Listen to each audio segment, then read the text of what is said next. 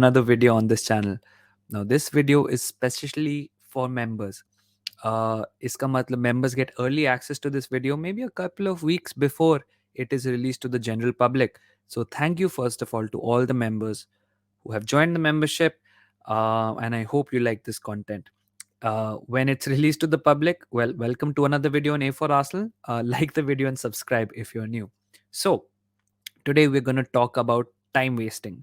But before we get into the idea of time wasting, what time wasting is, and everything, let me set the scene for you. Throughout football, especially 20th century में, there were not many tweaks made to football के rules. Like थोड़े मोड़े changes होते थे, but I think the biggest change which was made to football in the 20th century was the cancelling of the back pass. Now back pass में क्या होता था? ऐसा नहीं कि डिफेंडर्स अब कीपर को पास नहीं कर सकते, बैक पास अभी भी होता है, बट 20th सेंचुरी में ये होता था that if a defender passes the ball back to the keeper can handle the ball, pick it up and then take a goal kick or whatever. And बहुत सारी टीम्स ऐसे ही करती थी, सिर्फ प्रीमियर लीग टीम्स नहीं, Italy में, Spain में, हर जगह यही होता था that if the game is close and you want to close out a game, you ran down the clock by playing between the defender and the goalkeeper. And initially this was taken as a tactical tool to win a game, but eventually सारी footballing authorities ने decide किया कि यार this is actually bringing down the quality of the game drastically. तो फिर क्या हुआ? Back pass to the keeper became outlawed, and अब ऐसा होता है कि in the modern game if a defender passes the ball back to the keeper and keeper ने हाथ से touch कर ली उस ball को, उठा लिया, then it is considered an indirect free kick जहाँ पे भी keeper का hand हुआ है. So that was the only drastic rule change in the 20th century in football. तब से लेके 21st century में आपको पता है काफ़ी सारे rule changes हो गए हैं. Offsides को इतना redefine कर दिया है, VAR का introduction हुआ है, goal line system का introduction हुआ है, and now the latest introduction जिसके बारे में बात हो रही है is about reimagining how time is managed or time is counted in football. So, time wasting. अगर आपकी टीम कर रही है और आप जीत रहे हो तो बहुत अच्छा लगता है, आप उसको शिट हाउसरी कहते हो, you call it what ever you want, smart play, managing the game, tactical tool, बहुत क्रिएटिव वे से लोग उसको डिफाइन करते हैं. बट अगर आपकी टीम के अगेंस्ट हो रहा हो time wasting and you are chasing a game, then बहुत गुस्सा आता है, बहुत फ्रस्ट्रेशन होता है. इनफैक्ट जब मैं इस वीडियो के बारे में रिसर्च करा था, it turns out that the average time football pitch पे रहती है for proper footballing reasons is around 55 minutes or thode se seconds, 55 minutes 49 seconds if I'm not mistaken, which is just over half the time of the total established length of a football game. तो अगर आप सोचो 90 minutes में से 55 minutes ही football pitch पे रह रही है तो कितना फ्रस्ट्रेटिंग होता है.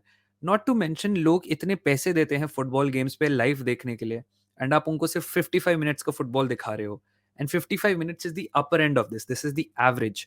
लाइक फॉर एग्जाम्पल, चलो मैन सिटी की गेम्स में 63 मिनट्स तक बॉल रहती है इन play, but sometimes in teams like Southampton games 45 minutes तक जा चुके. In fact Newcastle versus Arsenal was one of the lowest times in terms of ball in play या फिर ball in proper play. Ball pitch पे तो थी, but stoppages बहुत ज़्यादा थे. So effective time was very very lesser than the average, 34% lesser than the average. Anyways, so time wasting आपको पता चल गया कि time wasting क्या है. But time wasting सिर्फ goalkeepers goal kick delay करते नहीं करते. Sometimes throw-ins में भी होते हैं. But apart from these, there are some hilarious examples जहाँ पे players ने creative तरीकों से time waste किया. Check these out.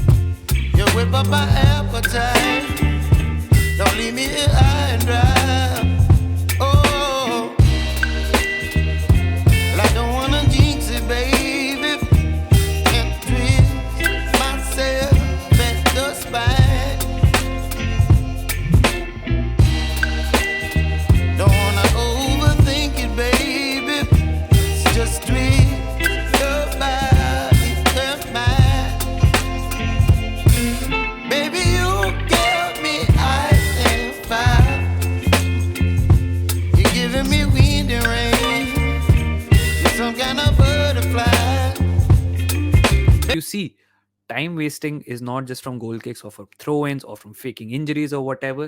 बहुत क्रिएटिव तरीकों से टीम्स टाइम वेस्ट करती हैं. अब इसको कॉम्बैट करने का तरीका क्या है? One solution which is being discussed right now is shortening the clock from 90 minutes to 60 minutes and एक काउंटडाउन क्लॉक लगा दी है जैसे एनएफएल में होता है. और इस काउंटडाउन क्लॉक में जब भी बॉल स्टॉपेज होगी या फिर मान लो बॉल लाइन से बाहर चलेगी, कॉर्नर हो गया, थ्रो इन हो गया, फाउल हो गया, हेड इंजरी हो गई, सब्सटीट्यूशन हो रहा है, ये क्लॉक रुक जाएगी. इसका रैशनल ये है that if the effective time of a game is 55 minutes anyway, आप 60 मिनट्स रख के स्टॉप क्लॉक कर लो, राइट? 90 मिनट्स का फसाड क्यों करना है? आप 60 मिनट्स रखो एंड जब भी बॉल गेम से बाहर जाए स्टॉप कर लो. इसका मतलब सिर्फ ये नहीं कि बॉल आउट ऑफ प्ले जाएगी. मान लो अगर गोलकीपर गोल किक ले रहा है तो बॉल स्टॉप होगी, चाहे अब गोलकीपर 10 सेकंड ले, टाइम तभी ही रिज्यूम होगा जब गोलकीपर ने गोल किक ले लियो. सिमिलरली थ्रो इन्स की बात है.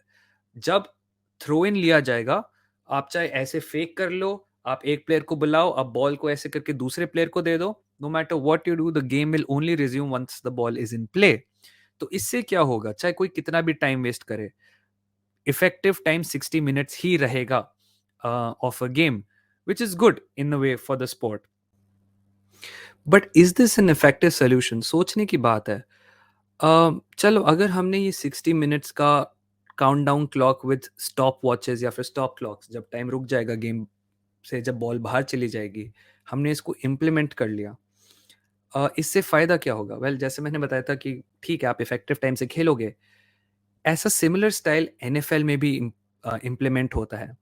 एनएफएल में जब भी बॉल बाहर जाती है गेम से, गेम क्लॉक रुक जाता है. But an NFL game last for 3 to 4 hours. Should a football game last for 3 to 4 hours? I don't think so. Because जैसे जैसे टाइम बढ़ेगा, 3 घंटे का गेम है, पहली बात scheduling will be all over the place. The second thing is, इसको आप अमेरिकनाइजेशन ऑफ फुटबॉल करोगे, बिकॉज जब ये स्टॉप गैप्स होंगे तो इस स्टॉप गैप्स को एडवर्टाइजर्स एड से भरने की कोशिश करेंगे ना. हर स्टॉपेज पे नहीं होगा. मान लो कि अगर थ्रो इन हो रहा है तो उस पर ऐड नहीं आएगा, गोल किक हो रही है तो उस पर ऐड नहीं आएगा, क्योंकि स्टॉपेज में भी 6 7 10 सेकंड का होगा. बट किसी को इंजरी हो गई या वार डिसीजन होगा, इसमें तो स्टॉप क्लॉक लंबे टाइम के लिए रुकेगी, राइट? तो उससे क्या होता है कि अमेरिकन स्पोर्ट्स की तरह एडवर्टाइजमेंट्स आने लग जाएंगे, which is terrible for me. Football is one of the few sports जिसमें सिर्फ एक हाफ टाइम के टाइम 15 मिनट के एड्स आते हैं, and through out the game it is a non stop affair. And this will just make football slower and dollar in my opinion. ये तो हम टीवी व्यूअर्स की बात करें. आप सोचो ग्राउंड पे क्या होगा अगर 6 7 मिनट के लिए स्टॉपेज हो गया. Every once mood will go off. Football is an emotional sport जहाँ पे क्राउड हमेशा रॉकस रहता है, बू करता है, चीयर करता है. अब सोचो आप चीयर कर रहे हो कि आपकी टीम ने अच्छा सा चांस बनाया है, एंड सडनली एक प्लेयर नीचे चले जाता है क्रैम्प्स के साथ, एंड अब 1 मिनट के या 2 मिनट का स्टॉपेज हो गया, सारा mood is dead. So I don't think this stop clock method really helps. It will make it the Americanization of sports. And धीरे धीरे क्या होगा, जब आप stoppages को legitimize कर दोगे, फिर timeouts become a real thing where players might go to coaches for instructions. जब कोई player injure हो गया, अभी भी होता है, but at least game continuously चलता रहता है and अब वो time add होता है. अगर आपने stop कर लिया, then लोगों को कोई problem नहीं होगी. अभी तो होता है कि इंजरी अगर होती है तो प्लेयर को आप लाइन से बाहर करते हो, फील्ड से बाहर करते हो on the side line, and the game continues. But वो आप कर नहीं सकते, क्योंकि आपको लगेगा हमने तो स्टॉप क्लॉक रोक ली है, 60 मिनट्स तक तो गेम चलेगा, तो कोई बात नहीं, maybe I can lie down for 30 45 more seconds, जब तक मेरा मैनेजर प्लेयर्स को थोड़ी और इंस्ट्रक्शंस देता है. एंड इससे फुटबॉल कुछ ज्यादा ही स्लो हो जाएगा. बट इसके बियॉन्ड भी एक इंपॉर्टेंट चीज है. टाइम वेस्टिंग एक इफेक्टिव टूल क्यों होता है? It's not only for running down the clock. The most important application of time wasting is killing momentum in games, especially against teams जो बहुत fluid football खेलते हैं.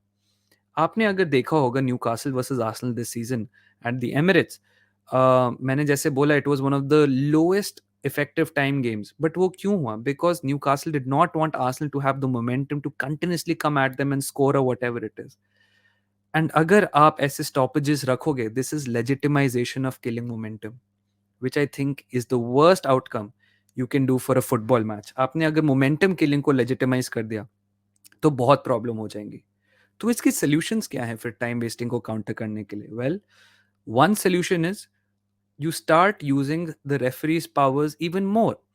आजकल के गोलकीपर्स जो टाइम वेस्ट करते हैं, they don't get booked in the first half at all, हमेशा सेकंड हाफ, वो भी 60th 70th मिनट से बुकिंग होती है उनकी। एंड आई डोंट थिंक उनको कभी सेकंड बुकिंग मिली है। There has, I don't think any keeper been sent off for a second yellow card for time wasting. Even though ये फर्स्ट येलो कार्ड मिलता है, वो टाइम वेस्ट करते हैं। अब क्या रेफरीज को कोई रूल है कि you can not give them 2 yellow cards within the first half, या फिर फर्स्ट हाफ में ही फर्स्ट येलो कार्ड दे दो? You can, but why don't they do it? Nobody knows. तो टाइम वेस्टिंग को आप एक पनिशेबल ऑफेंस बनाओगे by the rules of the sport. Give them the yellow card चाहे फर्स्ट मिनट में हो। This all these rules they arbitrarily make कि first minute में टैकल है तो it's not a yellow card, but 70th minute में किसी ने टैप कर लिया तो इट्स अ येलो कार्ड। ये सब हटाओ, मेक इट स्टैंडर्ड कि अगर किसी ने time waste 16th 30th 45th minute से स्टार्ट कर दिया, येलो कार्ड। एक और बार किया, सेकंड येलो कार्ड, और सेंड ऑफ कर दो। फिर अगर कोई ऐसे टाइम वेस्ट करके सेंड ऑफ हो चुका है, पोजीशन टर्न ओवर कर दो। इन द सेंस, ऐसा नहीं होगा कि एमी मार्टिनेज ने टाइम वेस्ट कर लिया, सेंड ऑफ हो गया, सेकंड कीपर आया, उसने भी एक और मिनट टाइम वेस्ट कर लिया और एक येलो कार्ड ले लिया, उसके बाद नहीं करेंगे। 3 मिनट तो ऐसे ही खा गए ये लोग, right? You can't do this. अगर किसी ने टाइम वेस्टिंग की वजह से येलो कार्ड प्राप्त किया है, चाहे फर्स्ट येलो हो, पोजेशन दे दो दूसरी टीम को। I think this is the right way to do it. क्योंकि आपने क्रिएटिव वाली वीडियोस में तो देख लिया, लोग कितने क्रिएटिव तरीकों से टाइम वेस्ट करते हैं। If you're caught doing stuff like that, give the possession to the other team and punish the team which is time wasting, and punish them twice if it's necessary, because ये तब तक नहीं चलेगा जब तक punishment ज़्यादा expand नहीं होगी। So I think time wasting is a very big issue in football, and उसका कोई easy solution नहीं है। Stop clock वाले solution से I don't really agree, because it's legitimizing momentum breaking, but it can help in the short run. To be honest, I don't think ये Americanization version of football अच्छा चलेगा। I think it's going to make the game a little slower, and people will start exploiting a little more. Referees के पास काफ़ी सारे powers हैं to punish players, and ये जो idea है कि हम इनको इस मिनट से पहले नहीं कर सकते time wasting के लिए punish, ये हटाना पड़ेगा। क्योंकि टाइम वेस्टिंग 70 मिनट से हमेशा नहीं चलती, टाइम वेस्टिंग कभी 40th मिनट से भी शुरू हो जाती है। तो I think instead of wasting our rules and redefining rules की पेनल्टी में कीपर ये कर सकता है, पेनल्टी में कीपर वो कर सकता है, I think we should devote our time to fixing how time is managed in football. 90 minutes ही रखो, स्टॉप क्लॉक हटाओ, but start punishing the players for time wasting. अगर जिस दिन आपने पनिशमेंट स्टार्ट कर दी, nobody will time waste. Anyways, thank you for watching this video. I hope you liked it. Um, like and subscribe if you're new. And if you're a member, thank you so much for supporting me. I really appreciate you all. Thank you so much.